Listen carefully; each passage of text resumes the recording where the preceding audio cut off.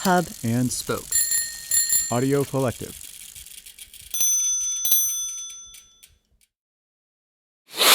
You smell that? That's right. Mountain Gazette 201 is fresh off the press. It's being packaged right now as you listen to this. For real, it's actually being packaged. And if you go to mountaingazette.com/subscribe, you have until April 29th to subscribe and get 201. After that, there's no telling if you're going to get this or not. So you better head over there now. I do love the smell of print. Now, folks, kick back, relax, sip that coffee, and enjoy the show. The latest release from Commercial Type, Ionic Modern. It's the perfect typeface for editorial projects in print and on screen. Available to see and test at commercialtype.com.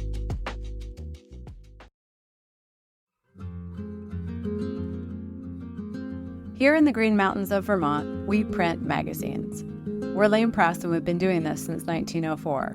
We don't print books, journals, or signs, just magazines. All of our equipment is made for that, and all of our craftspeople specialize in it.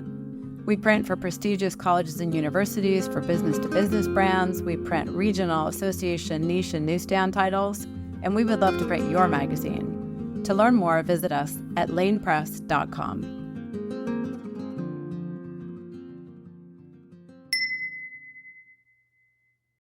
I really love print and always will, and I recognize that once you move from print to digital, you do lose things. You lose that opener moment, the poster that we all love, the typographic moment, because there really isn't something equivalent on your phone.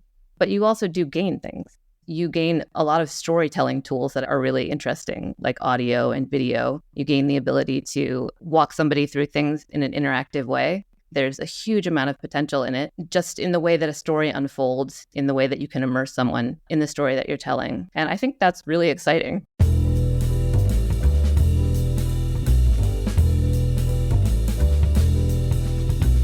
This is Print is Dead, Long Live Print, a podcast about magazines and the people who made and make them.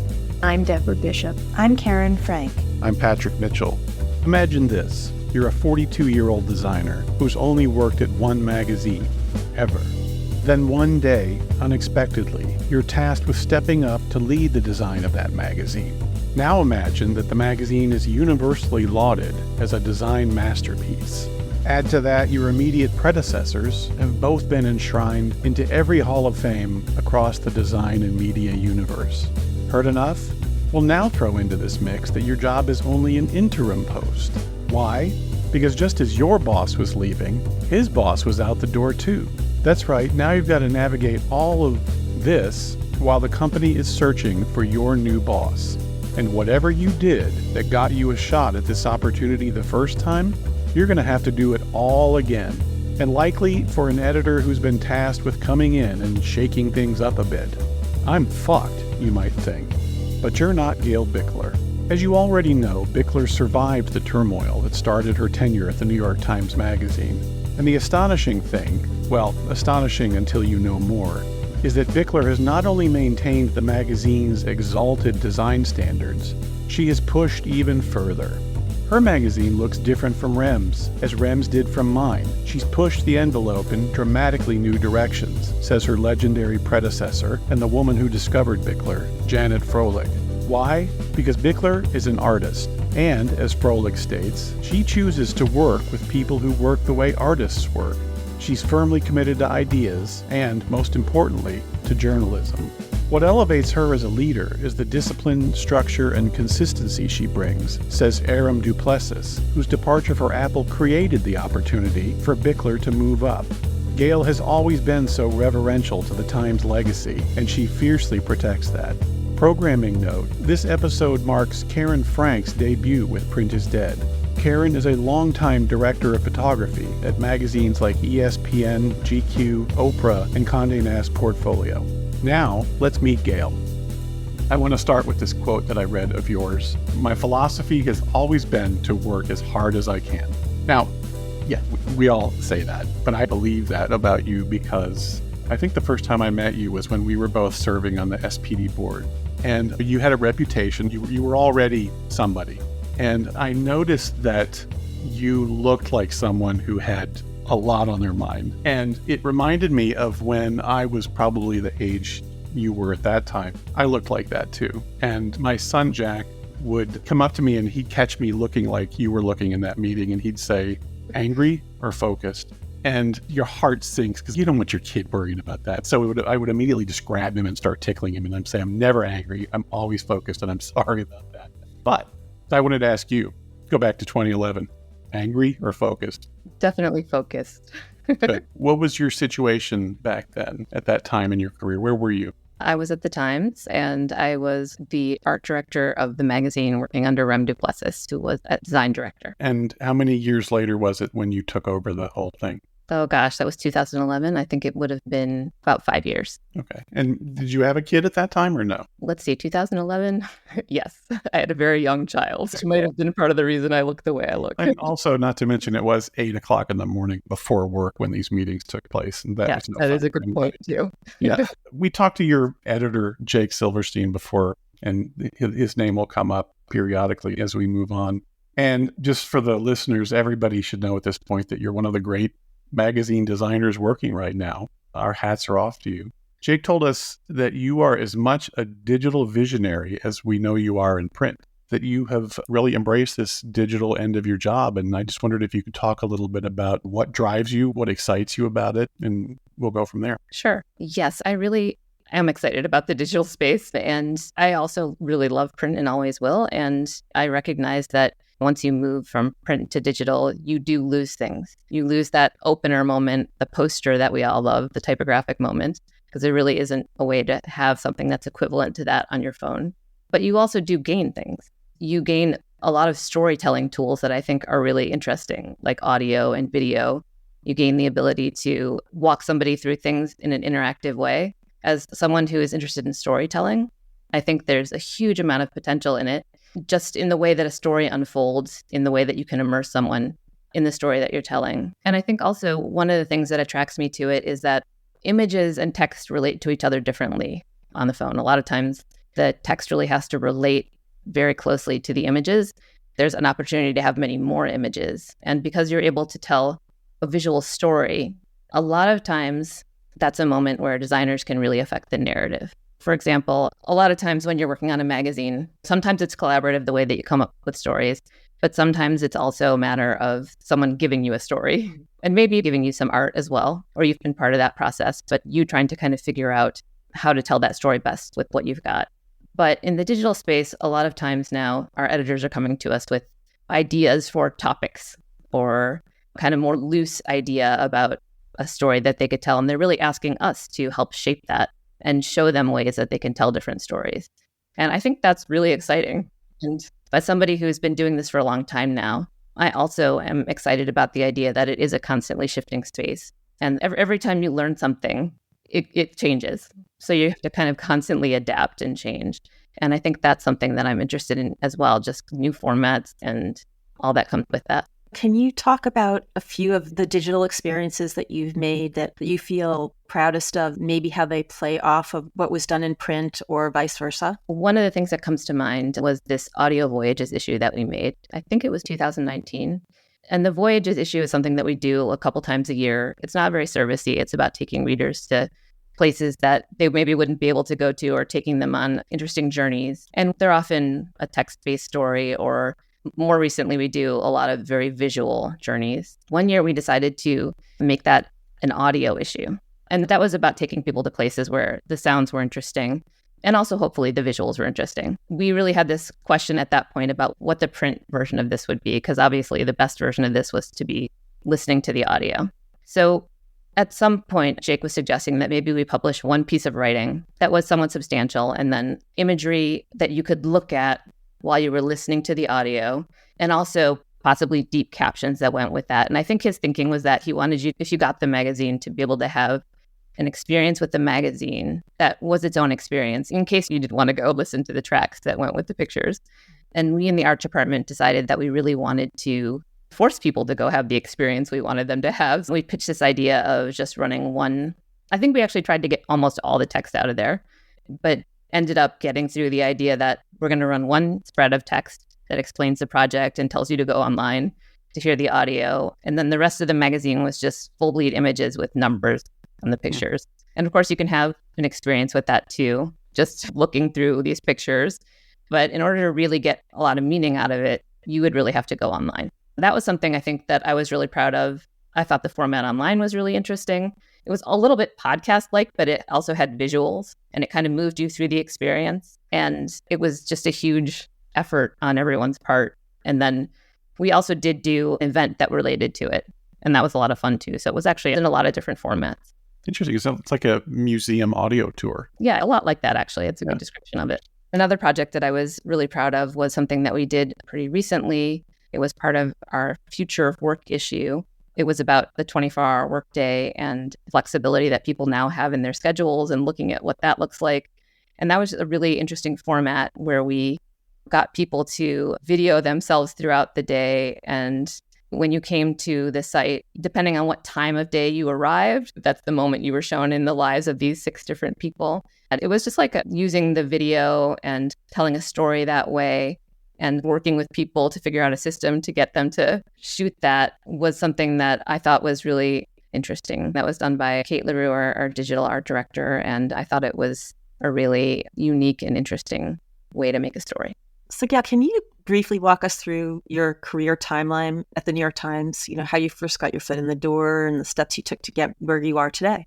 Yes. So I moved to New York in 2004. I had been working in Minneapolis, but my husband got a job opportunity in New York. So we came here for that. I was really excited about it because I had always wanted to live in New York, but I did not have a job lined up. So I had to find something to do. And in Minneapolis, I had been working by myself. And I really did not like that.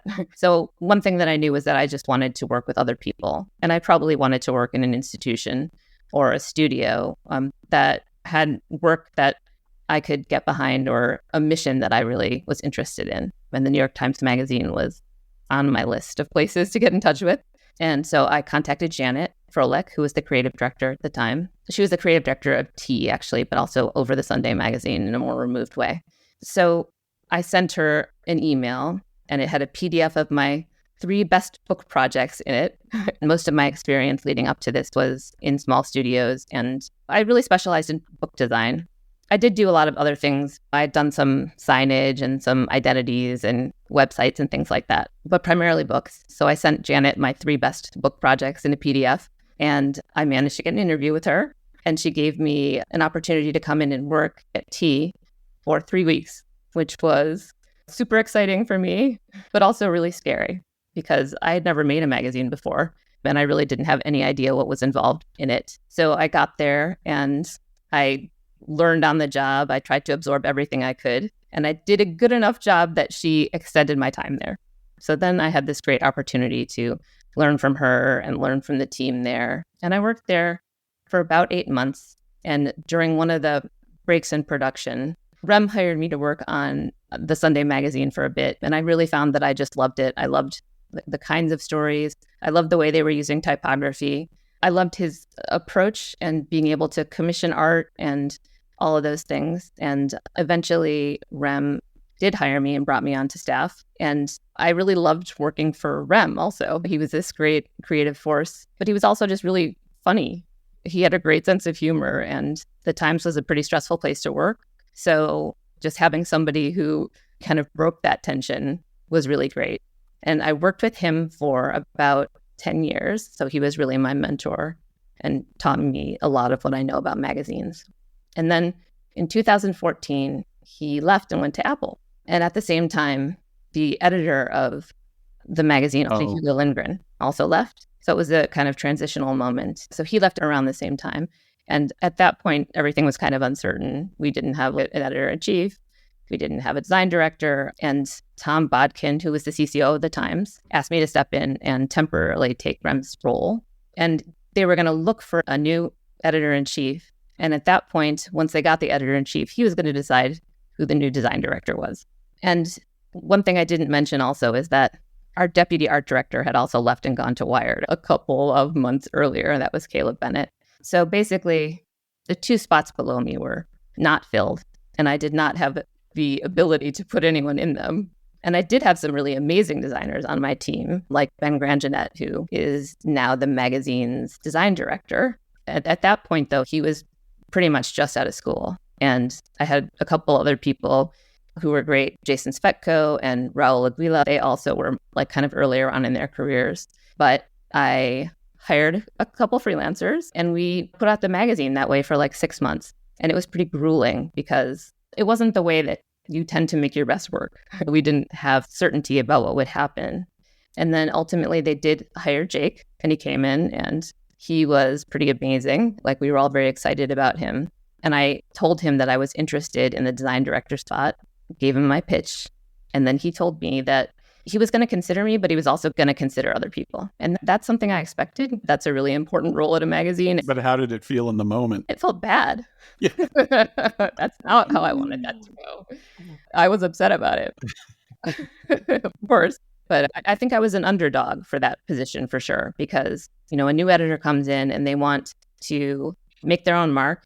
And it's probably not the person that's been working there for 10 years that's going to help them change the place. And he could see the work I had done for the past 6 months, which, as I said, it was hard. I didn't think it was my best. I don't think it spoke to my potential necessarily. And so I knew it was going to be hard to get the job. But I had this time to work with him while he was looking. And I really started to kind of try and pull myself up, make better work. And one thing I also had to do was really change the way I interacted with people. I had this conversation with Tom Bodkin, and he told me that I needed to get way more elbows out, which is something that I was completely not comfortable with, but forced myself to do. I think as someone who played a supporting role for a long time, I wasn't that used to speaking up so much. But I made that change, and I haven't gone back. I made that change, and I was able to impress Jake, and he hired me as the design director. So now walk us through a typical day. What's a typical Wednesday in your life like? It's a lot of meetings. Everything we make is collaborative, and we have a lot of balls in the air all at once. On any given day, I have a ton of different kinds of meetings. I meet with people about upcoming stories. I meet with Kathy Ryan, our photo director, and her team, because we collaborate closely with them. Sometimes we meet with artists. I meet with designers to look at their work. Sometimes we meet to present work. Well, most importantly, what's for lunch? It's whatever I can get in between the meetings, and preferably not the cafeteria, because since I have been there for close to 20 years, I really just can't do that anymore. What's that place in the lobby that sold sloppy joes? Is that place still there? Schnippers? Is that right? Yeah, I think so, yeah. Yes, still there. I don't tend to go there. I usually eat salad. Good call. Yeah. So we're talking about living in a weekly. Do days go by without you opening InDesign? Yes, definitely. Yeah, I still make some covers. I still really like to do that occasionally. And also because we make a lot more stuff, we do our own digital design, and we also are making this print magazine. Because we do those things and we still have close to the same number of staff members as we did when we just made the print magazine. Sometimes it's actually a necessity for me to design the cover. But when I do those things, I really end up mostly having to do them at night, because that's the only uninterrupted time that I have. That weekly life. I've done 2 Sunday magazines in my life. I have this quote from Kurt Anderson. This was in regard to Tina Brown going from Vanity Fair to the New Yorker to do a weekly. He said, even a brilliant person has only so many ways to do a weekly. The second 300 issues are probably going to be less original and surprising and interesting to the world and yourself than the first 300. How many issues are we up to for you? It's probably close to 1,000. Oh my God. Probably 500 as the design director. Have you, I don't say you repeated yourself, you're too ethical for that, but have you borrowed from your inventory periodically? Yeah, I mean, we really try not to do that. But, you know, I think it's inevitable that you do that. Sometimes you have to fall back on something that you've done. But I would say that one thing that kind of helps in that case is that our work is in response to content, and that content is incredibly varied and requires us to take a lot of really different approaches. And so that is helpful, both in terms of remaining interested in what you're making and learning things, and also just being able to do something original and different. And also in terms of that quote, it's not one brilliant person making this magazine. It's a whole team of people that all have different interests and talents, and also collaborators that work with us and bring those things to the table as well. That also really helps in terms of making something original. But we do look back at things sometimes and say, oh yeah, that looks like this other thing we made, or is somewhat similar to this other thing, because we deal with a lot of the same topics. It's a fire hose of content. Is someone going to remember the drip that came out of the hose 12 weeks ago? I don't think so. Okay, that is so accurate. The number of times that I've thought to myself, yeah, that looks like this other thing we made, but I'm the only person that's going to remember that. That's right. That's right. Yeah, so needless to say, the cadence of doing a weekly is, I don't know, exhilarating. But you've talked about how it frees you creatively and the importance of taking risks in order to do something great versus just good. But how do you weigh that risk with the tight turnarounds that you're facing every week? I mean, that turnaround is always part of the calculation in a weekly. And we take risks where we can. We really kind of calculate what are the opportunities in terms of the story, what's the time frame. But generally, when we have a really good idea, everyone there is very ambitious. So we really try and make it happen. And sometimes, because of the tight time frame, sometimes that means that you don't necessarily know what the cover is going to be 3 days before it ships. And there's a lot of stress involved in that. So I've had learned to live with that stress. And sometimes the way that I do that is by going down a couple paths at once, or coming up with some kind of backup plan, or just realizing that it may not be exactly what I had planned or hoped, but it will be something pretty good or not, and we'll still publish it. We'll be right back. Print is Dead is made possible with the support of Mag Culture. Read our online journal, listen to our podcast, and visit our shop to discover why we're convinced print is very much alive. All available at magculture.com. Jake said we should talk to you about your Rand Paul cover. It seems like it was a real turning point for you. That was definitely a turning point in our relationship. That was back when I was still the art director and trying to get my current job. And we were publishing a story on Rand Paul, and it was about whether or not he would make a presidential run and whether or not he would capture the youth vote. And I had proposed a kind of traditional conceptual idea, and we had shot that and we're proceeding with it. But I could tell he wasn't really excited about it. I wasn't super excited about it. I mean, it was executed well. It was really only me to blame because it was my idea. But about 3 days before it shipped, I went and proposed that we change it to an 80s punk band flyer, basically. And we hired Matt Dorfman to make it. And Jake loved that idea, and he rewrote the copy to go with it. And it just was much more interesting and fun. One of the details I remember that I loved was that Matt had taken out one of the A's in the masthead and replaced it with an anarchy logo. And that just represented a different way of working for us, a way of collaborating that I think showed him that I could do the job. Can you give us another example of a cover or a package that you were surprised was chosen? I mean, you say you go down several paths every week, so just curious to know what other dark horses or surprises there have been in your mind. I think at this point, we're usually on the same page, both Jake and I, and also Kathy, but sometimes we actually have to work pretty hard to push something through. And one time that we did that was when we published our New York issue that was about life above 800 feet. And Matt Willey, who was the art director at the time, had this idea of turning the magazine on its side so that we can make use of the tall dimension of the magazine to showcase the buildings and speak to that format.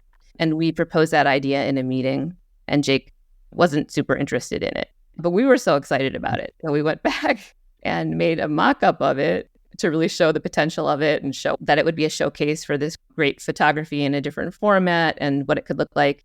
And then he did get really excited about it, and so did Kathy. And then he was kind of all in on it. And one thing that we really wanted to do was to make sure that it was a good reading experience, even though it was turned. So we wanted all the ads to be in the same orientation as the rest of the magazine. So he actually helped going to all of our advertisers. Our ad sales team had to go back to all of our advertisers and ask them to redesign their ads in the other format.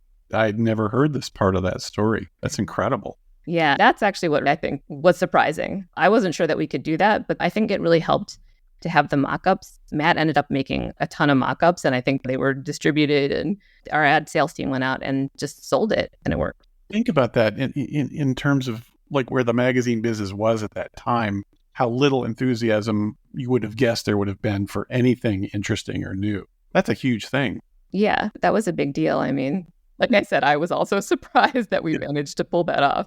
Have you had to do mock-ups since then to convince anyone? Yes, we tend to do a lot of mock-ups in various formats. We talked a little bit about the digital part of this, and we are constantly making mock-ups of what things could be in that space. But also, a lot of times we'll make a mock-up of something or lay something out to kind of convince Jake that we should have more space for it, which is something that Kathy is also usually kind of pushing for. So sometimes we'll have tried to get more space for a visual project and not been successful. So we'll go lay it out, and we'll lay it out both in the format that it would have to take if we kept the same page count and in the format that we want it to take. And then we try the approach of you can have this or you can have this, and hope that he'll pick the extended version. And that works a lot.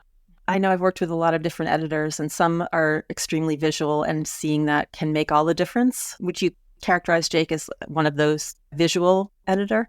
Yes, he definitely is. But I would also say, to his credit, he will sign on to an idea that he just thinks is a good idea and has potential to. He's pretty good at imagining what something could be. Okay, so we've already established you've been doing this for weeks on end. So this might be a hard one, but I'm wondering if there's a cover that you're the proudest of having made since you've been there. And conversely, is there a cover that still haunts you?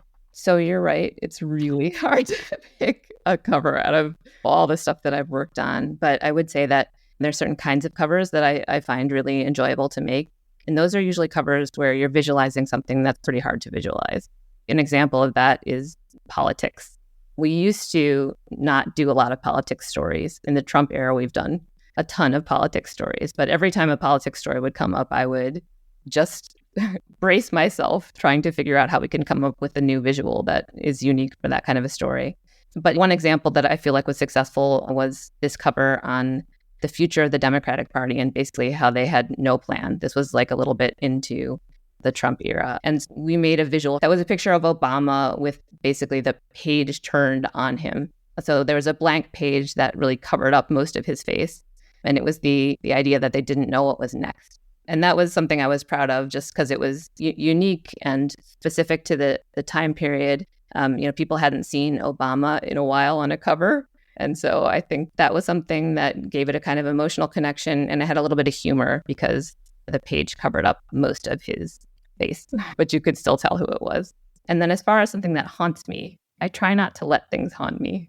But I think sometimes the things that I think about are cases where I just kind of gave up on fighting for something or maybe didn't quite have the nerve to do it. And one of those things that I can remember is right when the pandemic started, the magazine was set to publish a Voyages issue, like I just discussed. And that wasn't great timing. Everyone was being told not to leave their houses and not to travel. And we were working with a cover that was a photograph from one of the pieces. But I did make a cover that said, like, the Voyages issue, stay home. And I showed it, but it was really an uncertain time. And we really didn't know what kind of environment we were going to be publishing that into. The magazine doesn't go to readers until about 10 days after it's published. And I really just did not have a sense of what was happening. And it would have been a departure for us because it didn't speak to the content inside. It really only just spoke to the moment. And so sometimes I think about that kind of a thing where I'm not sure if it was the best idea, but it was something where I kind of felt like I lost my nerve a little bit. Talking about political coverage since Trump came along, I'm wondering if you get feedback from readers, angry feedback from readers. Have you guys ever gotten threatened, and has it gotten personal? Have you ever had to worry about your safety, or has any of your team had to have bodyguards? I mean, it's definitely been a very polarizing time. And I think that journalists at the Times do have threats made against them. It's usually against a particular writer with a byline. It's never been me or somebody on my team. We're not typically the target for that kind of a thing. But yeah, unfortunately, it's something that happens. And the Times takes very seriously the safety of their journalists, and they have protocols for dealing with it. You were talking about haggling with Jake over space because, I mean, as a designer looking at your magazine, you have these just spectacular moments on some openers, and it sometimes extends beyond. But it seems like at some point you have to shove the story in there, and it seems after the fun, you'll see 4 pages in a row of solid columns of text. I know space is always a fragile conversation between an editor and a designer. Yeah. How do you guys handle that? But it's the New York Times and the words are important. So we don't generally get very far if we try to ask for things to be cut. Sometimes we make a calculation, or most often make a calculation, that we want that moment at the beginning of the piece to be an impactful moment. We could put type on the opener more. We really don't do that very much at all. And that would probably air out the rest of the story and give us room for design there. And that would really be our only option in many cases. But yeah, we try not to basically have full spreads of text with nothing on it. Sometimes it might just be a drop cap or something like that, just to try and give somebody another visual thing to look at besides a wall of text. Gail, given the relentless pace of doing a weekly and the need for creative expression, what's your metric for judging whether or not an issue's been successful? I think there's a lot of different metrics. One thing that I think is important for me is impact, because we make this to put it out there in the world. And things like the 1619 project that we published, which was the brainchild of Nicole Hannah-Jones, and really sought to reframe American history, and ultimately really, I think, changed the narrative around our history and race and the role of slavery in it.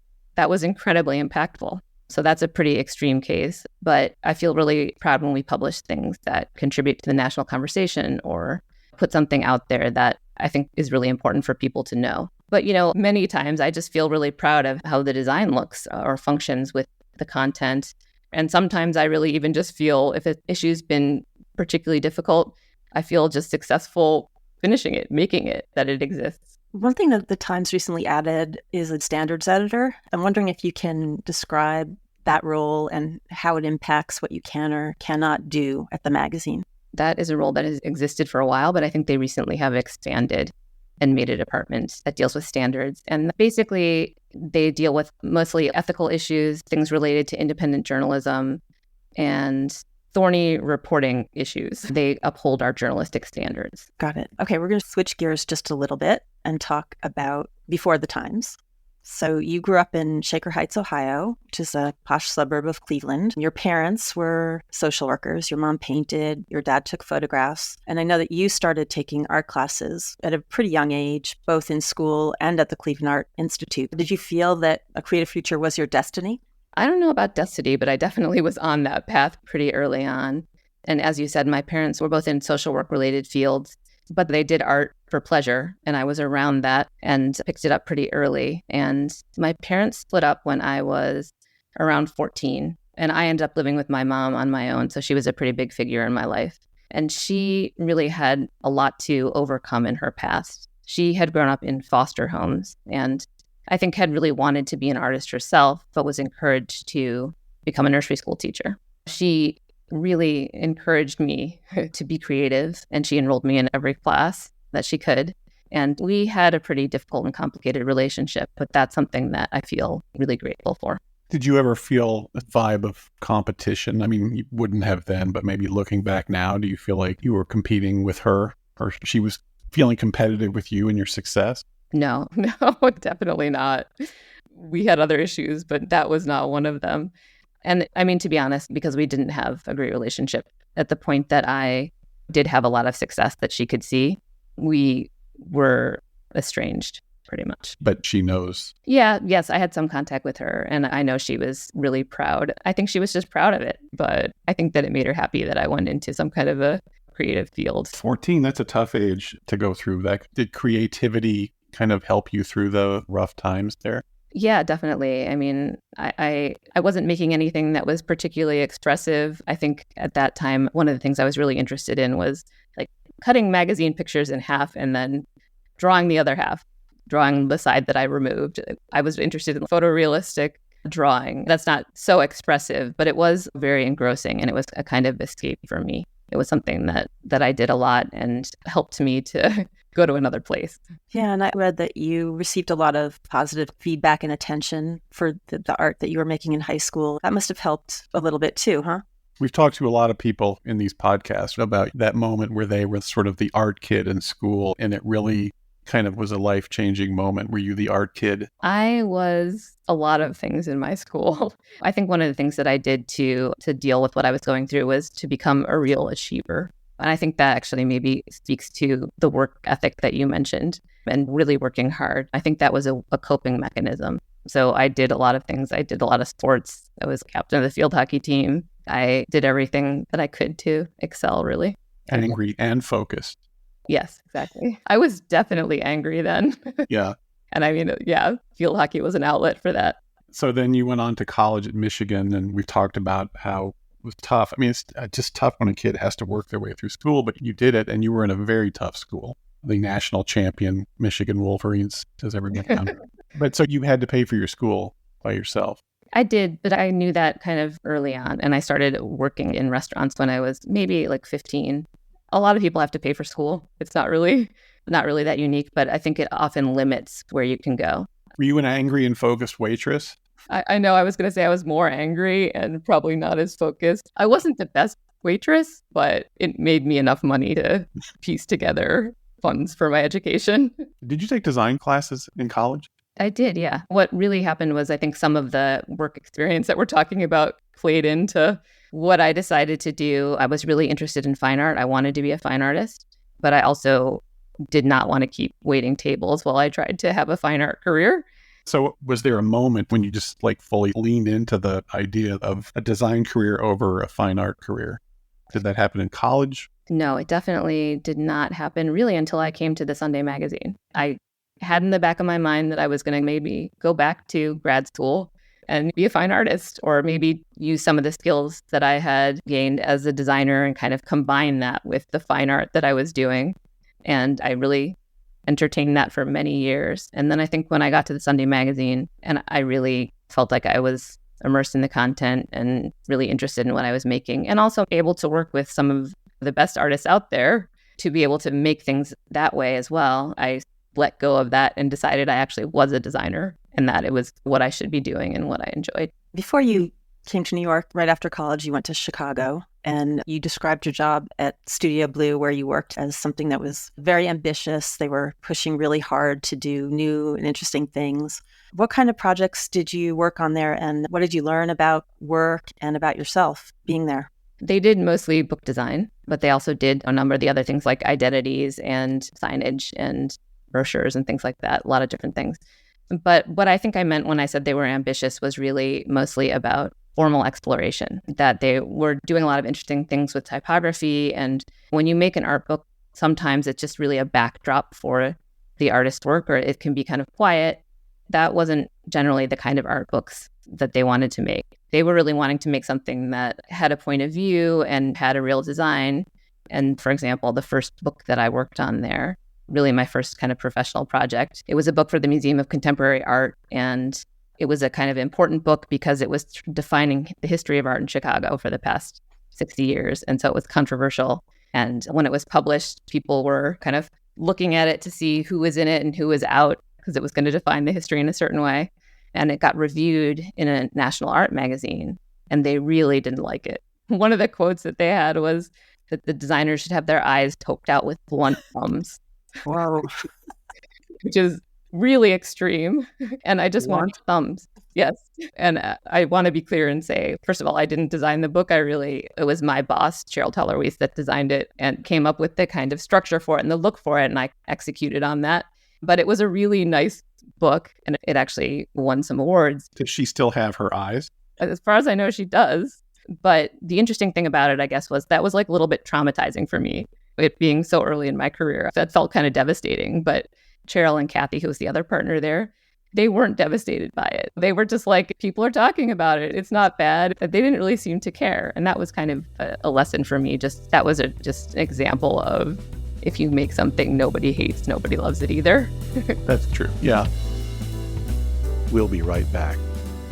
Print is Dead is made possible by the support of the Society of Publication Designers. The SPD powers the future of visual storytelling, setting the standard for editorial excellence and shaping the future of visual culture. For more information, visit spd.org. So after Chicago, you moved to Minneapolis, which was a real design city with a lot of great, more advertising and marketing, but some big name firms. But you opened Gail Bichler Design when you got there, where you worked alone. And you've said earlier that you didn't like working alone. Yeah. But you've said running up your own business wasn't right for you, and I'm sure working alone is part of it, but something made you do it.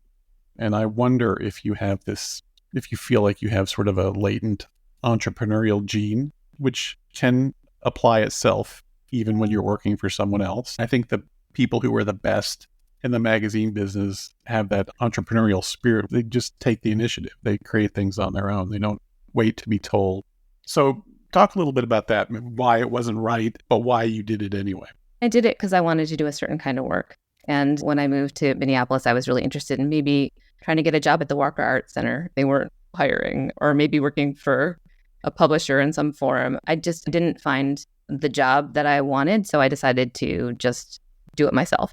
And that's kind of typical for me. I think I just want to work on things that I'm really interested in and care about. I think some people are good at maybe kind of creating a narrative around something that isn't as interesting. And I think I'm not as good at that. Did you get a space and do the whole thing? No, I'm going to backpedal on calling it a business because it was really just me working at home, sometimes taking breaks to go to the gym, but doing my own projects. And I don't think I made great work while I did that because I just missed the energy of running something by another person, talking to somebody else about it. I needed interaction, really. From Minneapolis, you made the move to New York in 2004, and we know you ended up at Tea with Janet, but was there any other print publications in New York that you worked with before you landed that freelance position? No, that was actually my first job in New York. Pretty good first job. That's a great start. Wow. Yeah. God, hitting the jackpot, dude. Yeah, very lucky. I noticed in our first conversation about doing this podcast that you use the word make where a lot of people use the word design. And I really loved it. I didn't tell you that at the time, but I thought about it after. And you've used it a couple times here already. That's got to be intentional. Can you talk a little bit about why you think that way? Is that the fine artist in you? I think it might be. When I think about designing, I think about making things and putting them out into the world. And it isn't really intentional. I think it's just how I think about it. Making became such a big buzzword over the last 5 to 10 years. But I have never allowed myself to think that way. It's just you go to work cranking out magazines. It's nice that you actually apply that word because I think it lifts the whole profession. Yeah. So thank you. Yeah. Thank you for pointing it out for me because I didn't even really realize I was doing that.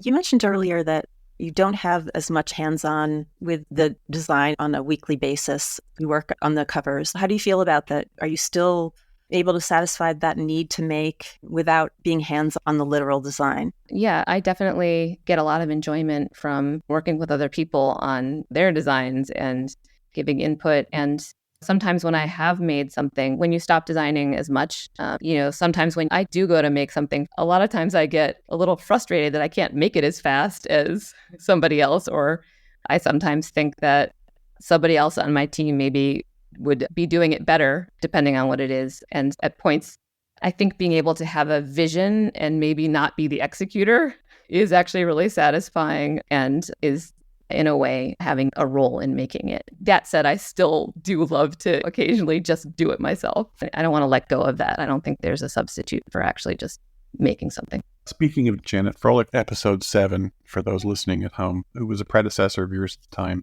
you both had a very similar start to your career. She started out as a fine artist and kind of slid backwards into magazine. Did you guys ever connect over that?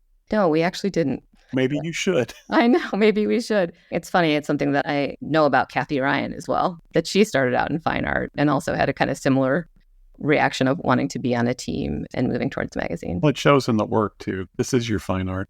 I have noticed for, I guess, decades now that the Times has this, I assume Janet started this, but this system of having like an atelier. I just remember seeing the SPD annuals come out year after year, full of the New York Times Magazine. And you'd get down to the credits and you'd see the names of designers. You had full-on former art directors combined with superstar upstarts right out of college and people drifting in and out from other professions. I want to read off a list. These are the names of people who have not been the creative director of the New York Times Magazine, but have done great work there with you, with Jen, and with Rem, Matt Willey, Deb Bishop, Michelle Outland, Kathy Gilmore Barnes, Rem Duplessis, Anton, help me out, Yuknevitz, Caleb Bennett, Ben Grangenet, Chris Cristiano, Aaron Jang, Frank Gugliaro, Claudia De Almeida, Matt Curtis, Andy Jen, Najiba Al-Gaban, Robin Rosenthal, Emily Crawford, Joel Kyler, Chloe Sheff, Jason Svetko, Leo Jung. Who have I left out? About 30 other people. probably, yeah. And on the one hand, an insecure person might find themselves threatened. The job you have is a very desirable job, and you basically potentially invited in a bunch of people who love to take your place. However, that doesn't seem to happen. And I would say that at a certain point, your self-confidence and security overrides that. But can you just talk about the breadth and the width of the talent that that you have brought in and collaborated with? It's amazing. It happens nowhere else. Yeah. I think that my goal has been to work with the most talented people that I can find, and also really good people that I want to work with, that I like to work with. And so I've just pursued those people. And because of the platform, because it's the New York Times, I'm able to invite some more experienced people in and to work with them because of what it is. And so I've done that wherever I could. And I've also understood their experience and tried to be involved with what they make accordingly. For example, Deb Bishop, I brought her in and she's really just independent. We interact. She shows me things that she makes. I'm amazed by them. I give input. She could take or leave. She's amazing. Matt also was somebody who had a huge amount of experience and a name, and was just somebody whose work I really admired and wanted to work with, and felt really lucky to be able to bring him from London here. You mentioned also really talented upstarts, and that's also something that I've tried to do, is to spot talent, even in its like kind of raw form. Who's in your art department now? So it's Ben Grangenet, who's our design director. We have a digital art director, Kate LaRue, 2 deputy art directors, Annie Jen and Rachel Wiley, a senior designer, that's Claudia Rubin. Victoria Escobar is our designer, and our developer is Jackie Mint. And they're just a really incredibly talented, hardworking group of people. Have any of them worked for other magazines? Yeah, some of them definitely have. Annie Jen, who was actually an intern at the magazine a long time ago and has worked for a number of other magazines, including Wired, and she worked with Leo at Cal Sunday. She's got a lot of magazine experience. And also Kate LaRue has worked at a number of publications, including National Geographic and 538. So there's definitely some magazine experience there. And then there's people that come from other places. And that's something that is intentional as well, just in terms of spotting. As you point out, it's kind of hard to find a lot of really talented people at the moment that have been at other magazines because there's just not as many people out there. I would imagine, thanks to what you've achieved there, it's become a real aspirational place to go to work. Thank you. And speaking of that, you win every award every year for the last 10 years or so. You've had a great run of success there. But in talking to you and in talking to Jake, you both mentioned that it's hard to wrap your head around this much success. And I want to tell you, I mean, I can't relate to the amount of success that you have had, but I came out of the womb chasing that National Magazine Award and actually was lucky enough to win it. Yeah, I was going to say, I feel like you've had your share of successes. But I remember there's this line in the firm, they're at a dog racetrack, and this guy says, "Does the dog ever get the bone?" And they say, "Yeah," and he does. He never races again. And for about a year after that, I was like, okay, now what? But, to have a dream for a long time and achieve it, and it feels like you've certainly reached a level of success that might be hard to wrap your head around. Can you talk a little bit about how that feels? Yes. Something stuck with me that I just wanted to go back and say, which is, first of all, the thing that you said at the beginning of this, which is a really nice compliment about what I've done at the magazine, and that makes it aspirational. But I really just feel like I come on the heels of so many really amazing people. It's been aspirational for a long time. Yeah. But back to the successes, it is hard to wrap your head around that. I think the weekly nature of a magazine also, it's hard to take a moment and take a breath. You're just kind of on to the next thing.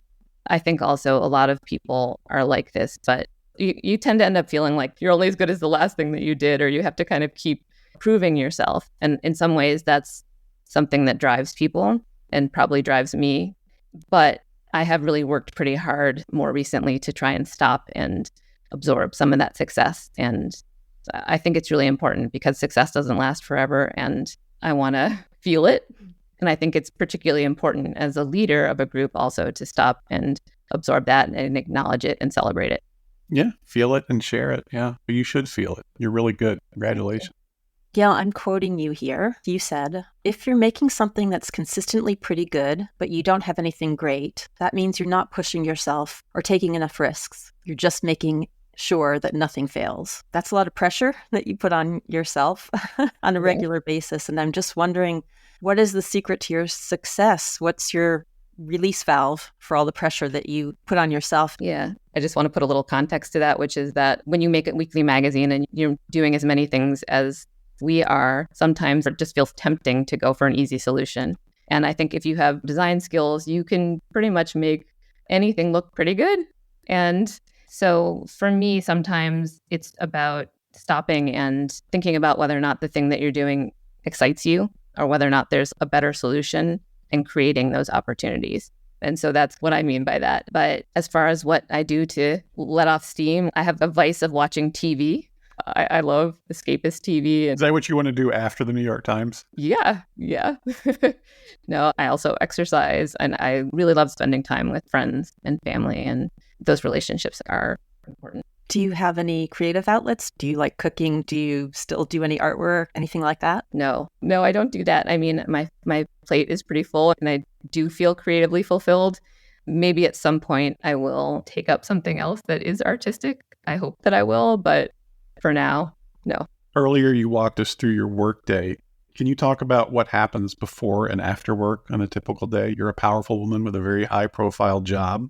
You've got a teen and a spouse at home. How do you and Paul juggle it all? It's become easier over the years. My son is now 15. There was a point where when he was young, Paul, my husband, was creative director in advertising, and he was traveling a lot. He made some Super Bowl commercials. His job was very high pressured, and he worked a ton too. And I was also in the job I'm at now, and that was pretty tough. I think at that point I had kind of decided that I was just going to have this job and my family, and I was going to really have to try to be present with the time that I had with my son. And I really didn't do a lot else during that time, but with the understanding that it would eventually be different and that I would have time for other things. And Paul and I would often have to negotiate about who's going to come home or who's going to do certain things. But Nate's now older, doesn't want to spend as much time with me. And actually, Paul decided to make a change and left his job and is now just doing some consulting and a lot of woodwork around the house here and cooking and that kind of thing. So at this moment, it's actually quite a bit easier for me. How did you and Paul meet? We met on the first day of school at the University of Michigan. Wow. Yes. Oh my God. Wow. Orientation? No, he was in my foundation's art class, and we didn't start dating until the end of school. But, we did a lot of work together. The end of that year or the end of 4 years? No, about partway through my third year, we started dating, but we worked together a lot and were friends before that. Yeah, I always feel like a little ridiculous that I married this person that I met on the first day of college, but we've grown together. There was a point where we did split up and kind of date other people. Still be in the book too. We ultimately ended up together, and I'm very happy about that. You exhaust me. Like this research and just hearing about the volume of work that you have to do. And so as my gift to you, I'm going to spare you the $1 billion question that we typically ask at the end of an interview and ask you the $5,000 question. If you were handed $5,000 in cash and childcare was not an issue, what kind of night would you plan for you and Paul? And we will need receipts. I have no idea. Let me put a caveat on that. You have to go out. No TV. Yeah, okay. I'm not paying you $5,000 to sit and watch TV. Too bad. I think that I would probably try and make that a vacation and add in my own money and take some real time off and go to Japan. Oh, nice. Have you been there? No, I've never been there. I've always really wanted to go. And I wanted to go for a milestone birthday. And Do you have one coming up? I already had it. Yeah, my 50th. But It was during the pandemic, so we couldn't go. But I would love to do that if I had some extra cash. All right. So I always like to ask people this question because the answers are so interesting and they make you go back and do research. But I'd like to know what you think are the 5 best executed magazines of all time. 5 magazines other than your own that were or are really clicking on all cylinders: design, editing, packaging, voice, headlines, branding, typography, photography, and illustration. I think a lot of people would like to know what's inspired you over the years. Yes, we discussed this a little bit before talking so that I would have a little time to think about this. And I did think about it, but I found it really hard just thinking back through all of history. And I don't think I actually have a take that's interesting that you haven't heard from somebody else. And I tend to be inspired by things in a slightly more fragmented and maybe a little more random way, and often things that are happening around me. And so I just wanted to give you a somewhat random but magazine related list of things that inspire me. Sure. That's okay with you? Okay. So after saying that I'm often more inspired by things that are happening directly around me, I do have 2 historical magazines I want to mention that I find really inspiring. And one is Colors and one is Twen. These are classics. I think when you asked about things that are firing on all cylinders, I love Twen. It's in German. So I really don't understand the relationship of the language to the visuals, but I love it and I think it's beautiful. I really like Michelle Outland's work on Gather. I just loved what she did with that in terms of her take on food photography and just Episode 3, if you're listening at home. Yeah, and making art out of food photography. And it was incredibly influential in the industry. I love New York Magazine for how they're able to really be on the pulse of things and capture things and encapsulate things that people are thinking about in a really interesting way. Port has done some interesting experimentation with their logo. Matt Willie did a really interesting thing with their identity that I loved, which was kind of making it modular and moving it around and making it a flexible system. And I just thought that was great. And then more recently, I just saw that Matt Curtis, another person that I've worked with, did an issue of Port where he made this really beautiful, like awkwardly drawn logo, which I was very interested in. I'm not sure if that is repeatable or part of a system, but I thought it was beautiful. And I thought it was interesting that they were experimenting with their logo in that way. And then I had recently gone and seen the As Devlin retrospective at the Cooper Hewitt, which I thought was amazing and I'm going to go back and take another look at. But you know, I really am always inspired by the stuff that's happening around me, my team, the work that they make, and also just things that are happening at the Times as well, like the things that Deb makes. She approaches that in such an interesting way with humor and sophistication for that audience, and you can tell how much fun she's having. And also, in terms of digital inspiration, a lot of the things that our newsroom makes are really interesting and new formats and really pushing the boundaries of what you can do in that medium. And I just feel lucky to be surrounded by things that are that inspiring and people with that much talent. For more on Gail Bichler, visit the New York Times Magazine online. Follow her on Instagram at Gail Bichler, or check out pretty much any design awards annual, past or present. If you'd like to connect more deeply with our guests, be sure to visit our website where we have complete transcripts of all our interviews, along with portfolios, archival photos, links, and other great information. Visit longliveprint.co/interviews for more. Print is Dead, Long Live Print is a member of the Hub and Spoke Audio Collective, a nonprofit association of audio storytellers dedicated to promoting and sustaining high-quality independent podcasting, including Subtitle, a podcast about languages and the people who speak them. Subtitle tells the stories of people with linguistic passions, comedians, writers, and researchers, speakers of endangered languages, speakers of multiple languages, and just speakers, people like you and me. Subtitle is produced by Quiet Juice and the Linguistic Society of America, with major funding from the National Endowment for Humanities. For more, visit subtitlepod.com or find it wherever you get your podcasts. Print is Dead, Long Live Print is made possible by support of listeners like you. If you'd like to contribute to keeping the podcast going, there are 2 easy ways. 1, become a sustaining patron by making a monthly donation, or 2, make a one-time donation in the amount that works best for you. Visit printisdead.co/support for more information. Print is Dead, Long Live Print is a production of Modus Operandi Design. For more information, visit our website, printisdead.co. Or if you're an optimist, longliveprint.co. Follow us on social media at printisdeadpod. Please give us a like and a review on your favorite podcast app. It really helps. Thanks very much for listening.